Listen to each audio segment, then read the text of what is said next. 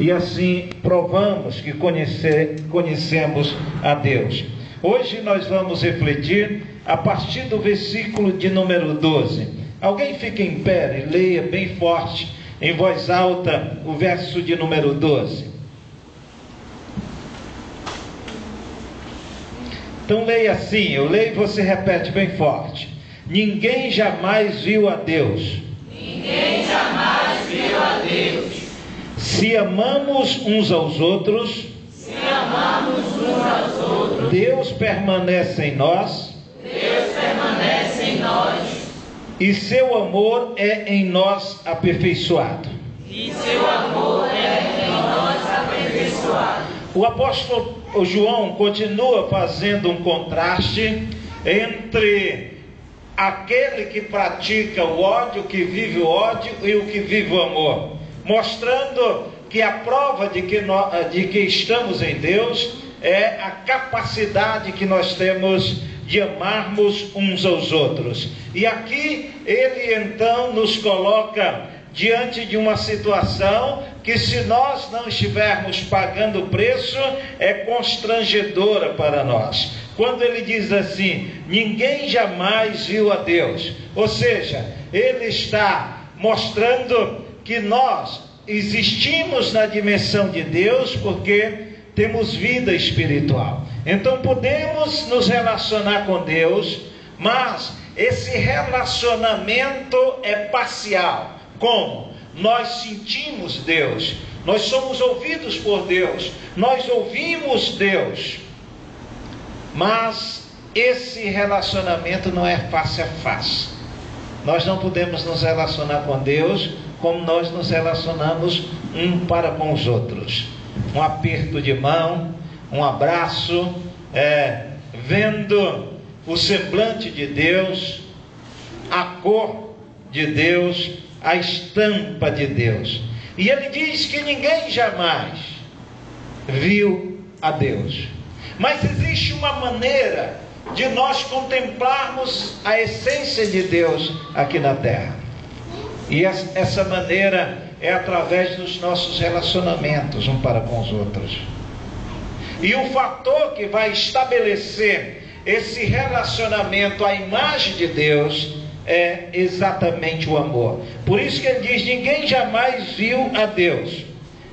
Mas o texto original tem a segunda parte do versículo como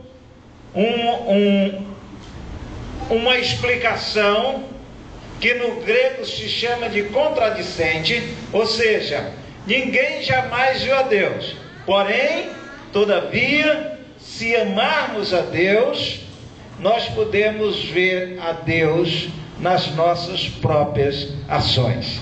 É interessante que ele não está dizendo que nós vamos ver Deus nas ações dos outros, que seria, humanamente falando, uma lógica maior, né?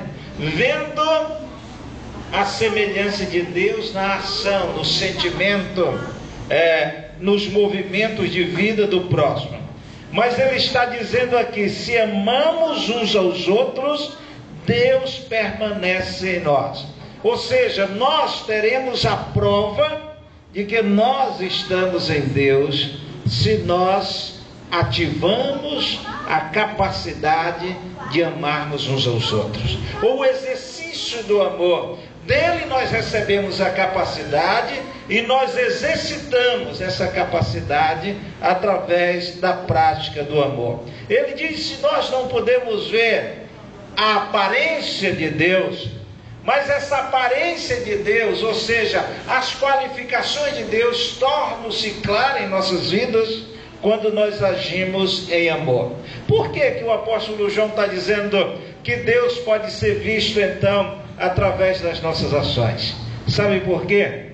Porque o diabo não ama, o diabo odeia.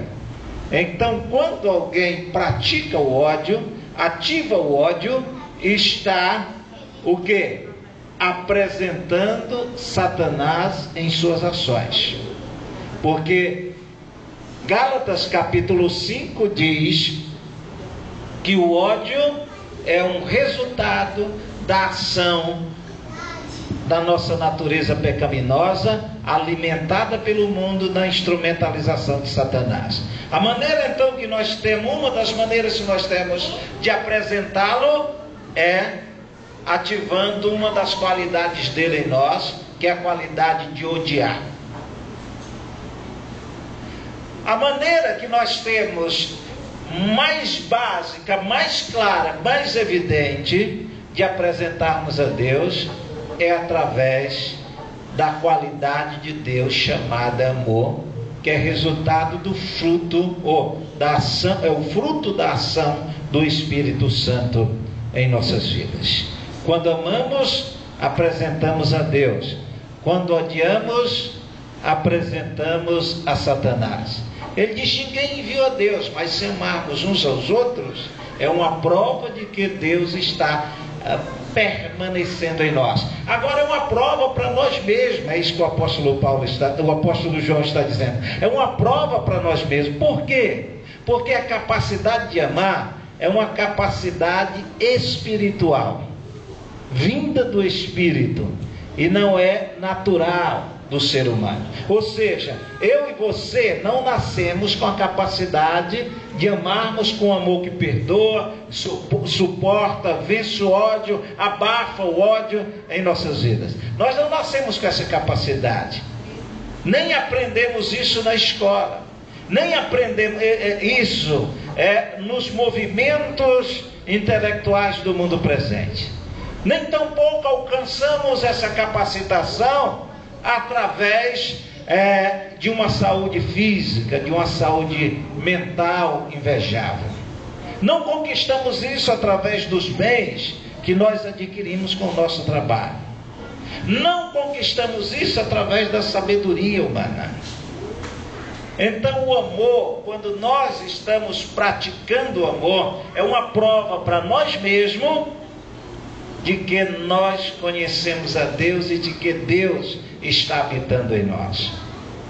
Quando você se sente capacitado a perdoar, quando a ofensa vem velozmente, e com a mesma velocidade que vem a ofensa, você ativa o perdão na sua vida, aí você vai provar para você mesmo que Deus está em você, porque é uma capacidade que você não teria se Deus não estivesse em você.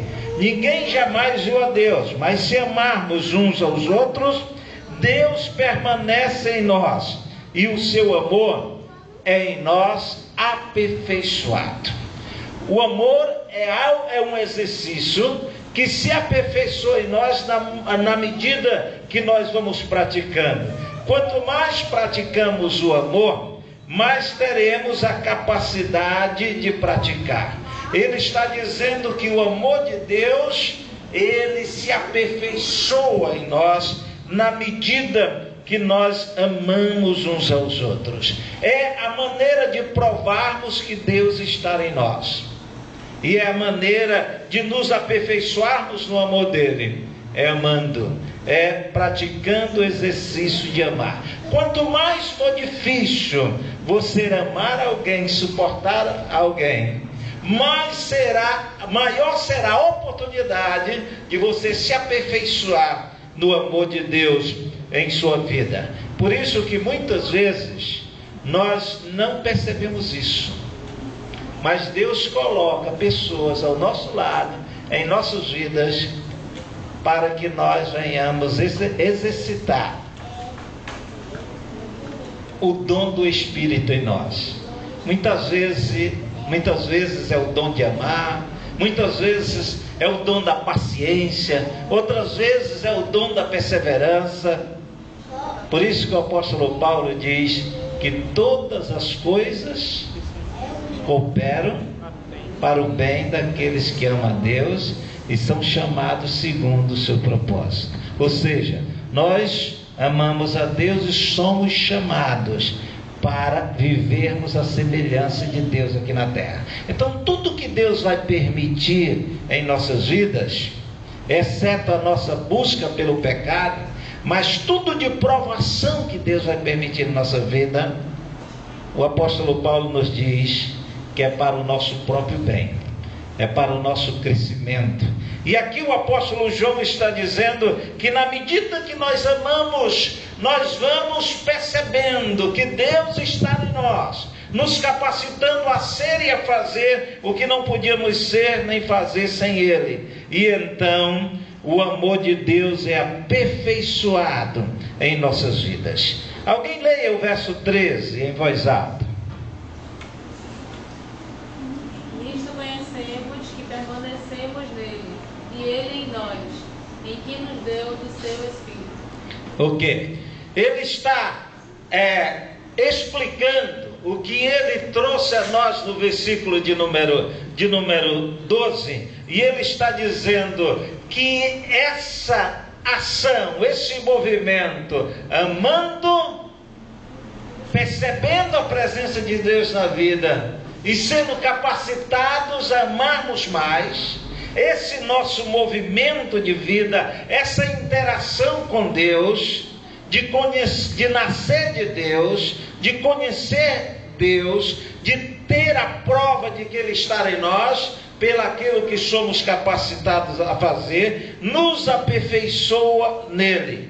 E ele diz que assim nós temos uma prova. A palavra traduzida aqui como saber, o verbo saber no grego, ele está bem acompanhado, entrelaçado ao verbo provar.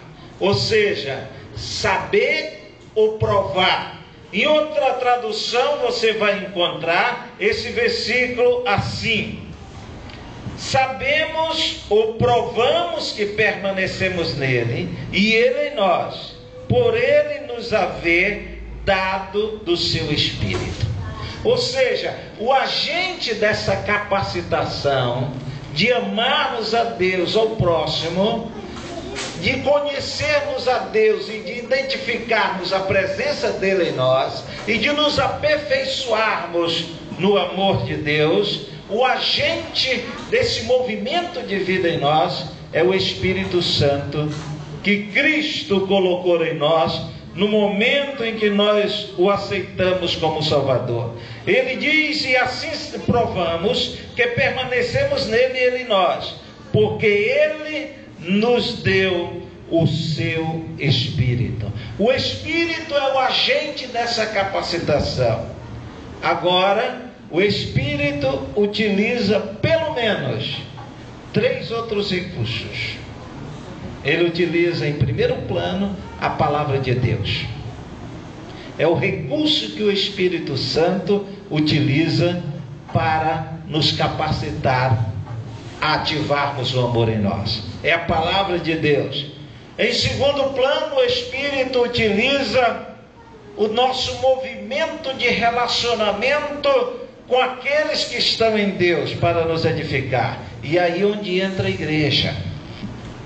A igreja coordena ou precisa coordenar esse movimento em nossas vidas.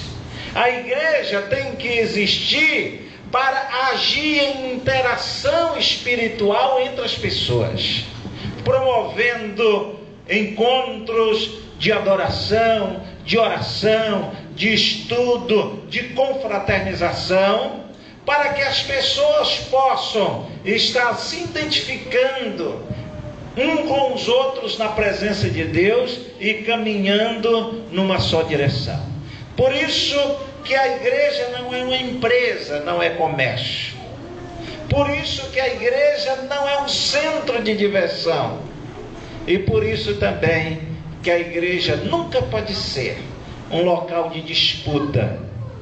Mas a igreja tem que ser um local de comunhão um com os outros, de comunhão coletiva com o Senhor.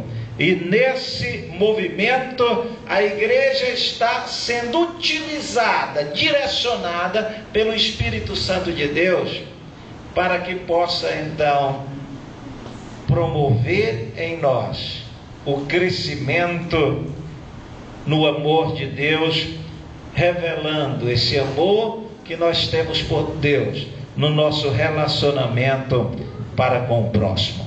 Alguém leia o verso 14. Nós temos visto e testemunhados que o Pai enviou seu Filho como Salvador do mundo.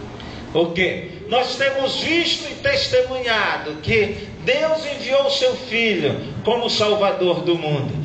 O apóstolo Paulo está dizendo: a prova está aqui. O amor procede dele.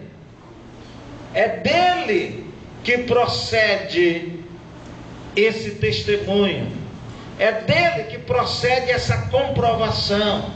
É dele que procede esse sentimento tão precioso chamado amor. Ele revelou o seu amor para conosco, pelo fato de ter dado seu Filho para morrer por nós. Ele diz: nós temos visto e testemunhamos que o Pai enviou o seu Filho como Salvador do mundo. Ou seja, nós não estamos amando um Deus que nos obriga a amar, que nos ensina a amar, mas que não nos ama.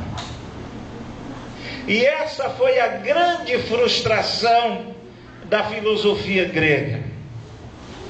Os gregos tentavam alcançar o mundo pelos pensamentos filosóficos.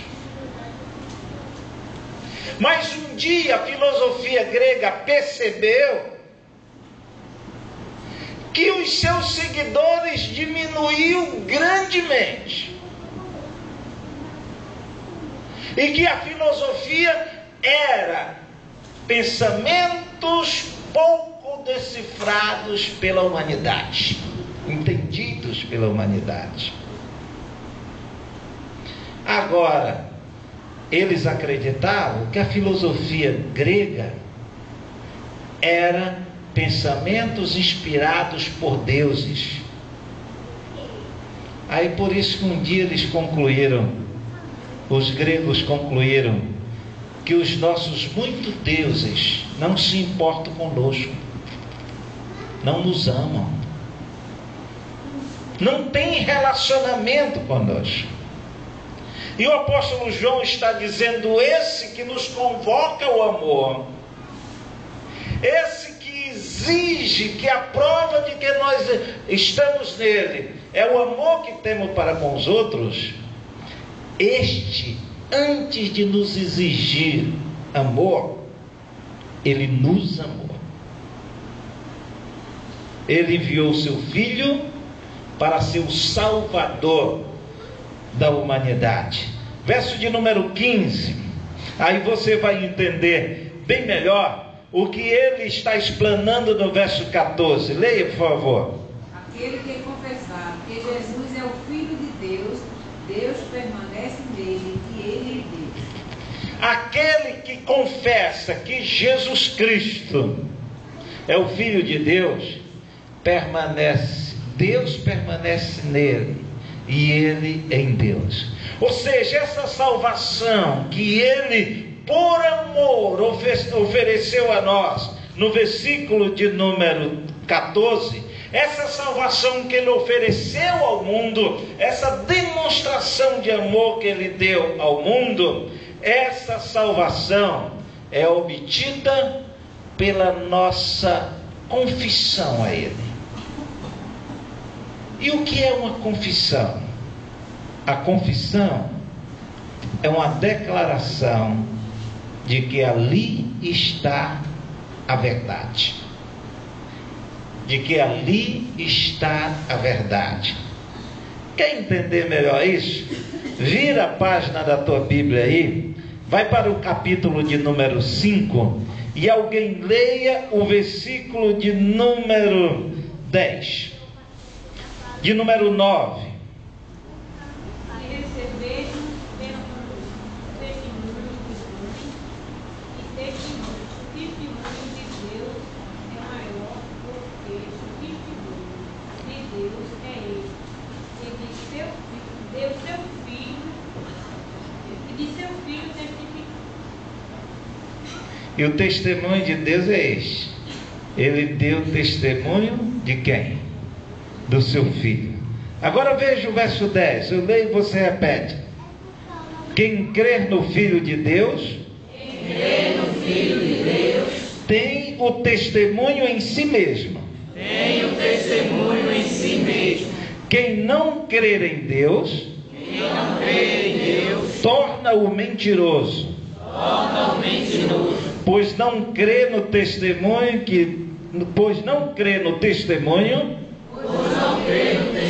que Deus dá de seu Filho.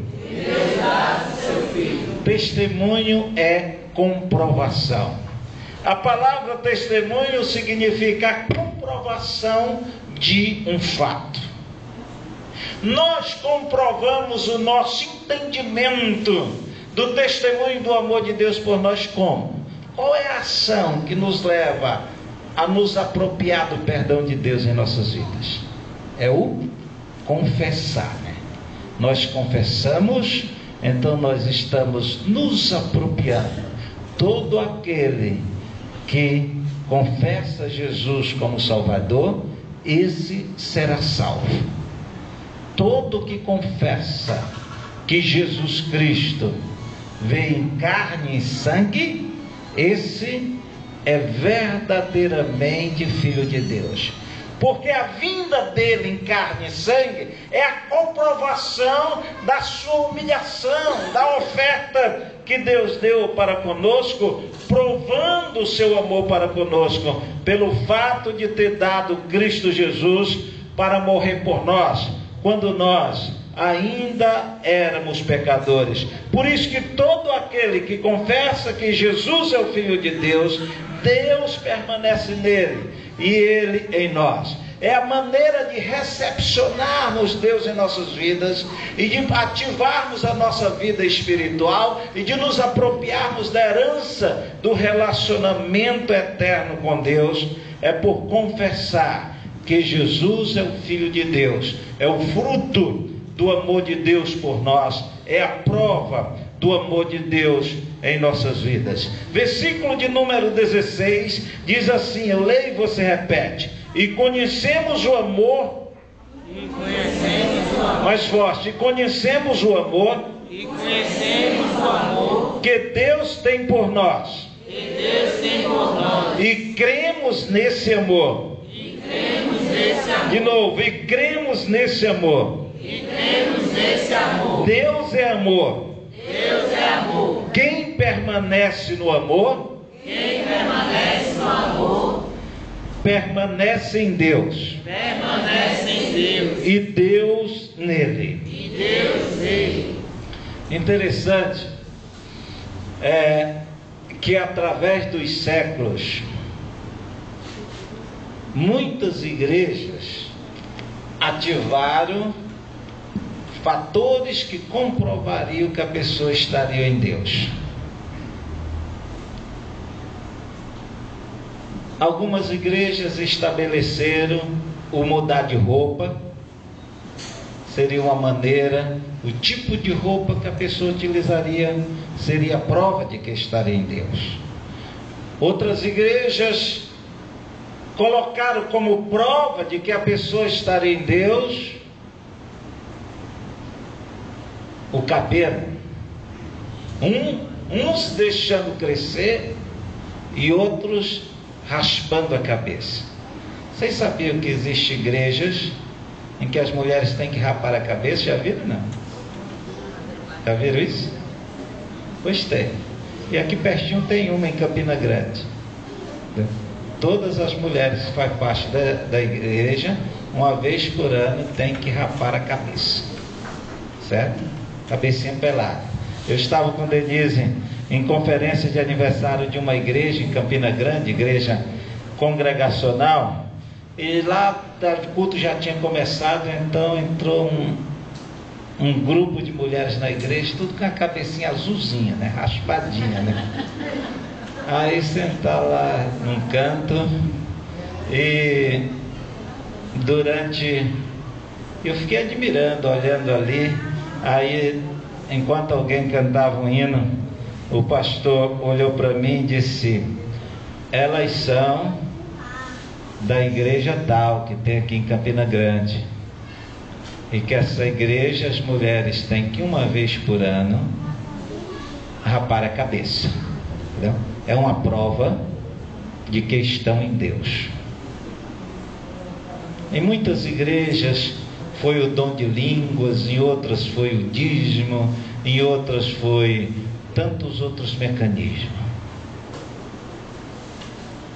Mas o apóstolo João está sendo claríssimo aqui, quando ele diz no versículo de número 16, ou melhor, no versículo 16, que uma prova evidente de que nós estamos em Deus é a capacidade de amar a Deus. E como se prova essa capacidade de amar a Deus?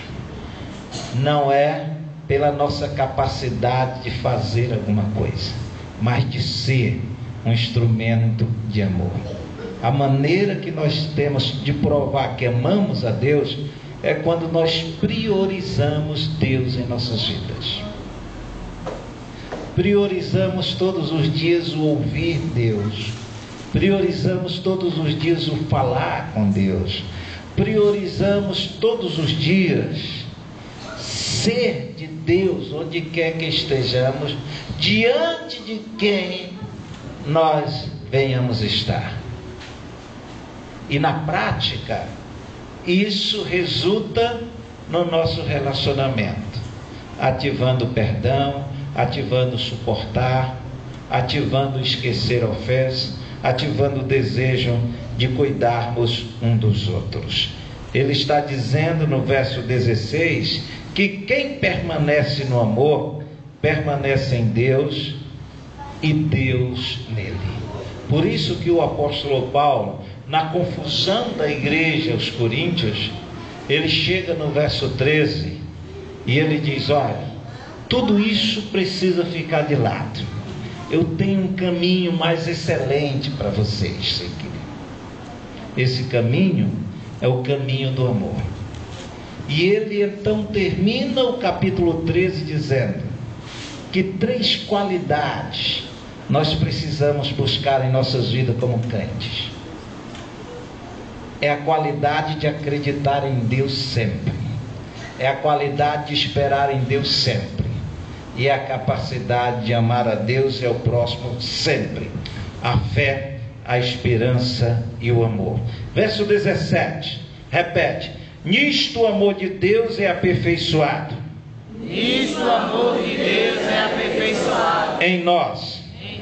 Para que tenhamos confiança.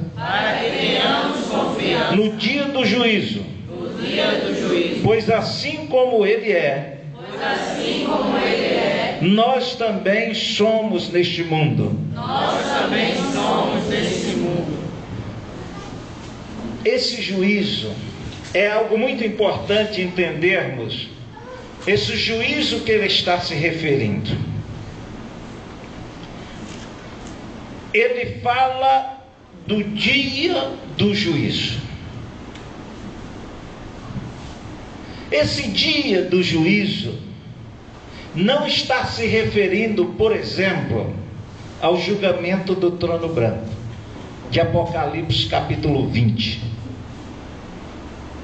do verso 11 ao verso 15.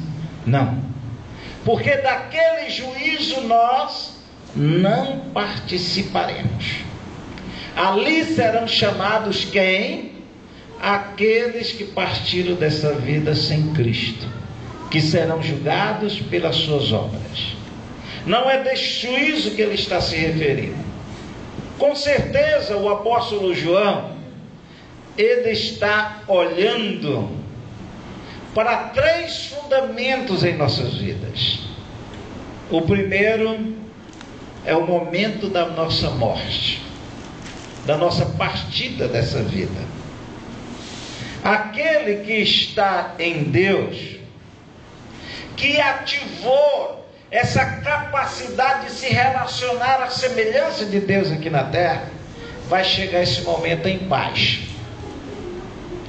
porque nele a confiança está plena, está presente. Não vai acontecer desespero, desequilíbrio no momento da partida dessa vida. É a maneira de julgar quem está em Deus ou não está. Quem está em Deus experimentar a paz no momento em que está partindo dessa vida para o outro lado que ele não conhece na prática, só na teoria. Esse medo, essa confiança abaterá o medo. Esse medo não existirá na hora da morte para aquele que tem se envolvido nessa vida em viver a semelhança de Deus. E para viver a semelhança de Deus, tem que ativar o amor em todo tempo. Em segundo lugar, esse juízo, o apóstolo João está se referindo no dia mau em nossas vidas. Abre tua Bíblia para Efésios, volta um pouquinho aí, você vence aí as cartas de Pedro, de Tiago, Hebreus, e você vai chegar nas cartas paulinas, e você chega em Efésios, no capítulo de número 6, e veja o que ele nos fala no versículo de número 14, no versículo de número 13, diz assim: por isso tomai toda a armadura de Deus, para que possais resistir no dia mau, e havendo feito tudo, permanecer firme. Qual é esse dia mau em nossas vidas?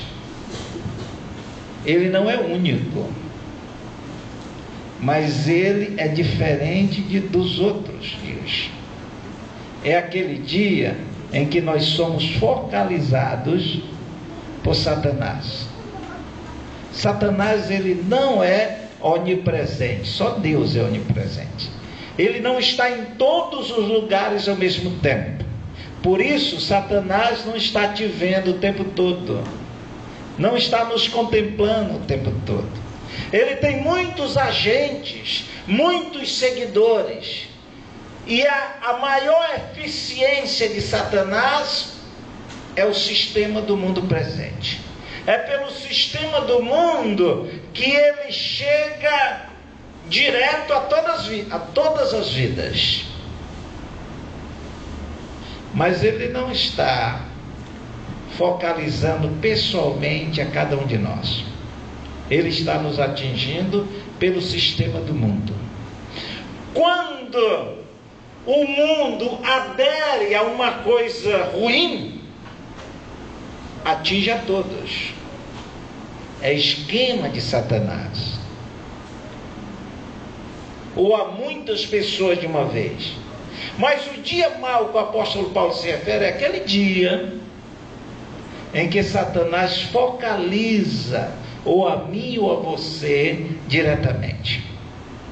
E tem como alvo então a ativação do seu propósito. Ele está na terra com 3 propósitos. Lembra quais são? Matar, roubar e destruir. Satanás, ele sempre olha para alguém pretendendo, objetivando esses 3 propósitos. E esse dia mau que ele está se referindo é o dia que nós somos alvos, direto, não de um seguidor de Satanás, não de um sistema comandado por Satanás, que é o mundo, mas nós somos alvos diretamente dele. Esse é o dia mau. E qual é a arma para vencermos esse dia? Qual é o mecanismo para vencermos esse dia? O apóstolo Paulo, ele diz que é a palavra de Deus, que é a armadura que vai nos revestir e que vai nos proteger e que vai nos capacitar não só a resistir, mas vencer e permanecer firme. Esse pode ser um juízo também que o apóstolo João está se referindo no versículo de número 17. no dia do juízo. E outro dia de juízo, lembra que juízo é o estabelecimento de um julgamento. E o julgamento é para provar o que é e o que não é. E esse juízo pode ser o momento quando nós vamos ter a oportunidade aqui na terra, no dia a dia, de sermos provados se estamos em Deus ou se não estamos em Deus. E quando isso acontece? Quando somos ofendidos, por exemplo. É uma prova, uma oportunidade que o juízo vai ser estabelecido. Se nós estamos em Deus ou não estamos em Deus. Como assim? A maneira como nós vamos reagir ao insulto, à provocação, ou como vamos reagir à ofensa. O apóstolo Paulo também fala, eu creio que é 1 Coríntios capítulo 4, e ele diz o que Deus espera de cada despenseiro é que sejamos encontrados fiéis. Sabe o que é dispenseiro? É alguém que tem alguma coisa para servir. Dispenseiro vem de dispensa. A função daquele que cuida dos alimentos. Então, nas grandes famílias, existia a figura do empregado que era o dispenseiro. É o que cuidava do suprimento da casa. Guardava o alimento, precisava sempre estar vendo se na despensa tinha todo o suprimento e administrar aquele suprimento de maneira que suprisse a necessidade de todos. O apóstolo Paulo diz que nós somos despenseiros de Deus. O que é isso? Somos portadores do suprimento de Deus um para com os outros.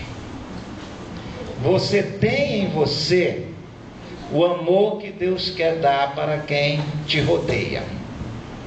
Você tem em você a palavra que Deus quer que você dê para quem te rodeia. Você tem em você o perdão que Deus quer dar para quem te rodeia.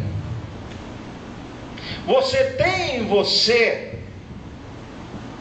o amor com o qual Deus quer amar quem tem convivência com você. Nós somos portadores do amor de Deus. E o que Deus espera de nós é que sejamos encontrados fiéis. Como? Administrando bem esse dom que Ele deu a todos nós, que é o dom chamado amor. Não é um dom que Ele escolheu alguns para dar, não. Esse dom está na presença do Espírito Santo em nós. E não existe crente sem o Espírito. Não existe filho de Deus sem ter nele a habitação do Espírito Santo de Deus. Vejamos o versículo de número 17. Repete: nisto o amor é aperfeiçoado. Nisto o amor é aperfeiçoado. Para que tenhamos o quê? Confiança no dia do juízo. Na medida que nós crescemos no amor, cada vez que formos confrontados, na oportunidade de ser julgados se estamos em Deus ou não, na hora da morte haverá paz, na hora da ofensa haverá perdão, na hora da intriga haverá palavra de conciliação. Por isso que no verso 18 diz assim, eu leio e você repete: no amor não há medo. No amor não há medo. Pelo contrário, o perfeito amor elimina o medo. Pois o medo implica em castigo. E quem tem medo não está aperfeiçoado no amor. No amor não há medo. Quando nós agimos em amor, nós temos confiança de que nós estamos fazendo a coisa certa. Não há medo de nenhuma consequência. Quando você fala em amor, a verdade em amor. Muitas vezes essa verdade vai doer, vai gerar disciplina, mas a verdadeira disciplina é fruto do amor.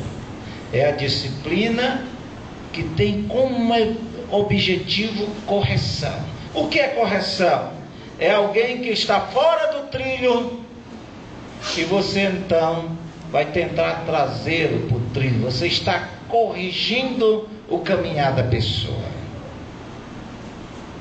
Não existe medo quando você corrige em amor. Não existe medo quando você suporta por amor, quando você perdoa por amor, quando você ensina por amor, quando você fala por amor. No amor não existe medo. Antes, o perfeito amor elimina qualquer medo e nos dá a confiança de que estamos trilhando o caminho certo. O antepenúltimo versículo, vamos ler? Nós amamos porque Ele nos amou primeiro.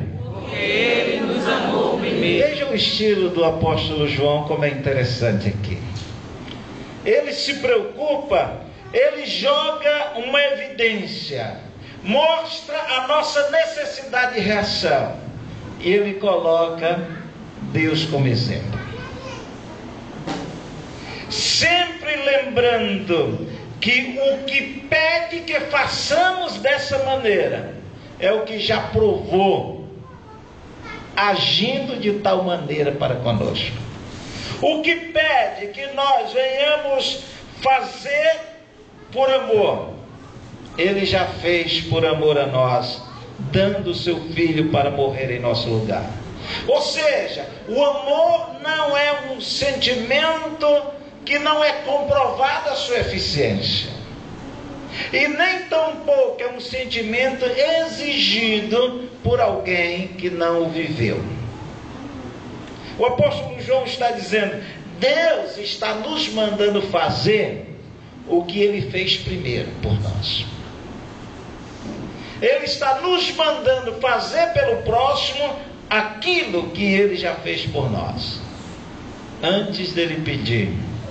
Nós que somos pais, mães, tutores de alguém, sempre, muitas vezes, caímos em momentos de querer ser tentados a exigir de alguém o que nós nunca correspondemos, ou não correspondemos em nossas vidas. Mas Deus não. O que Ele fez por nós, o que Ele pede de nós, é algo que por nós Ele já fez. E Ele não pede que façamos para Ele ou por Ele, mas que nós façamos ao próximo aquilo que Ele fez por nós. Verso 20, repete: se alguém diz, eu amo a Deus, e odeia o seu irmão, é mentiroso. Pois quem não ama seu irmão, a quem viu, não pode amar a Deus, a quem não viu. Ou seja, o amor é um sentimento prático, experimental, visível e de fácil comprovação. Não é um sentimento por alguém que nunca vimos, que nunca falamos. Ele não está dizendo: ame alguém que está do outro lado do mundo, está dizendo: ame o seu próximo. Alguém que está próximo a você. É um sentimento experimental. Experimenta-se a alegria do amor, experimenta-se a dor do amor. E a prova de que nós amamos a Deus é o nosso amor para com o próximo. Deus nem precisa do nosso amor, porque Ele é pleno, completo. Faz fazer diferença nenhuma se Miguel amar a Deus ou não amar a Deus. Deus vai continuar o mesmo. Deus não é afetado nem pelo nosso amor, nem pelo nosso ódio. A quem Ele nos manda amar em nome dEle é o nosso próximo, que pode ser afetado pelo nosso amor positivamente, ou pode ser afetado negativamente pelo nosso ódio. Por isso que ele encerra o capítulo no versículo 21 dizendo assim: e dele, mais forte, dele temos este mandamento. Quem ama a Deus, ame também o seu irmão. Ou seja, ele está dizendo: prova que me amas. Qual é a prova que Deus pede? O amor pelo nosso irmão. E é interessante que ele utiliza aqui a palavra irmão. E a palavra irmão significa doméstico da fé, ou seja, aquele que conhece o mesmo Deus que eu conheço. Irmão significa aquele que segue comigo para o mesmo destino eterno. E por mais que ele recomende amarmos quem não é irmão, mas ele está aqui tratando com a sua igreja. O apóstolo João, preocupado com as comunidades espalhadas por muitos lugares, refugiados, e ele escrevia. Por que ele se preocupava com tanto com isso? Amar o irmão é a maneira de nos fortalecermos. A família é fortalecida quando existe amor no seio da família, amor que respeita, amor que leva um a cuidar um dos outros. A igreja é uma família.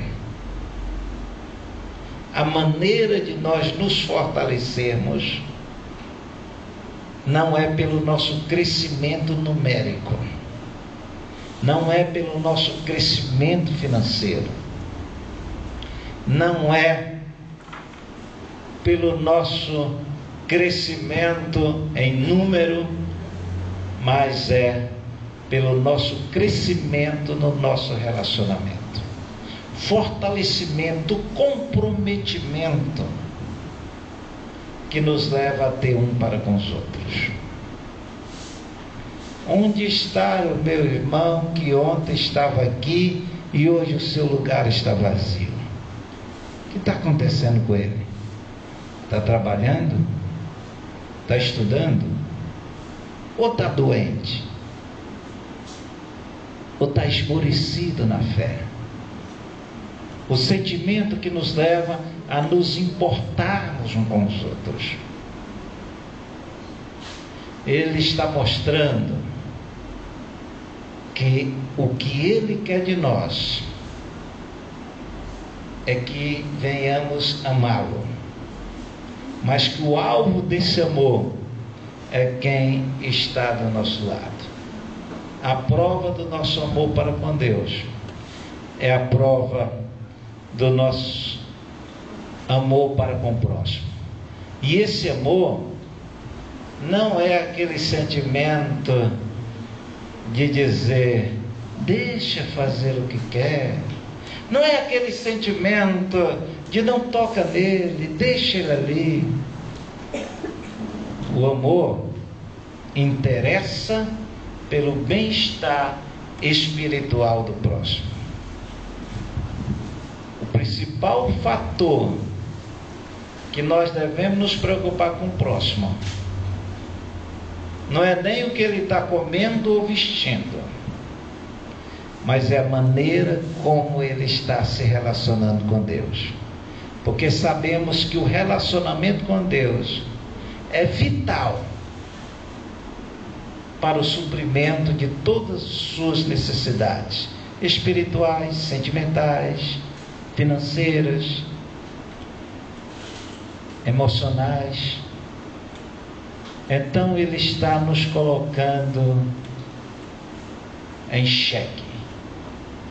Se alguém me ama, prova isso amando o seu irmão.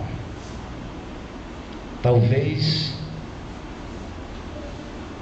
você tenha muita dificuldade e até se alegra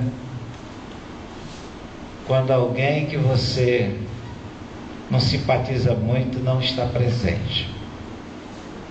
Mas isso está longe de ser vontade de Deus e de ser bênção para a sua vida. Prove o seu amor por Deus, amando em primeiro lugar os que estão em Cristo, tendo alvo de crescimento, e em segundo lugar os que estão longe de Cristo, tendo alvo de salvação. Pai Celestial, nós te somos gratos, porque a tua palavra é verdadeiramente o espelho que faz com que venhamos contemplar a reflexão da nossa própria vida. Deus, no nome do Senhor Jesus, nós te agradecemos, porque cada vez que nós nos deparamos com tua palavra, nós percebemos o quanto somos fracos. Porém, temos à nossa disposição o poder que nos faz fortes. A tua palavra, o teu Espírito em nós, a tua igreja que temos oportunidade de conviver nela e com ela, e a oração que nos capacita a dialogar contigo. Nos deparamos com a tua palavra e percebemos o quanto somos carentes de ajustes, mas também ela nos mostra o quanto somos amados por ti e como o Senhor coloca diante de nós a tua palavra para suprir as nossas carências espirituais, para que sejam supridas as nossas carências sentimentais. Deus, no nome do Senhor Jesus, nos capacita a refletirmos diante do mundo presente aquilo que o Senhor quer que façamos aparecer em nós: o sentimento de suportar, de perdoar, se necessário de corrigir, se mais necessário ainda, ó Deus, de nos sacrificar pelo bem-estar dos outros. Nós te oramos, ó Deus, e te suplicamos que o Senhor nos faça verdadeiramente instrumentos do teu amor no mundo presente, no seio da tua igreja, no seio das nossas famílias, no nosso ambiente de trabalho, de estudo, entre nossos vizinhos. Que todos vejam em nós pessoas que amam a Deus e que comprovam isso pelo amor que nos leva a respeitarmos uns aos outros e a cuidarmos uns dos outros. Nós te oramos, meu Deus, no nome do Senhor Jesus.